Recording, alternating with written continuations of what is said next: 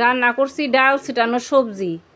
এই ডাল ছিটানো সবজি রান্না করার জন্য আমি কয়েক ধরনের সবজি নিছি, যেমন চিচিঙ্গা, ঢেঁড়স, আলু, পটল, এসব সবজি কাইটে আমি পরিষ্কার করে দিয়ে নিছি।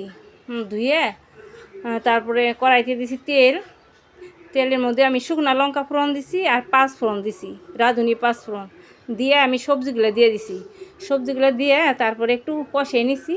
কষিয়ে তারপরে দিয়ে দিছি ওই হলুদের গুঁড়া পরিমাণ মতো লবণ, 1 টেবিল চামচ জিরার গুঁড়া, 1 টেবিল চামচ ধনিয়ার গুঁড়া, কাঁচা লঙ্কা, আর দিয়ে দিছি মাসকলাইর ডাল।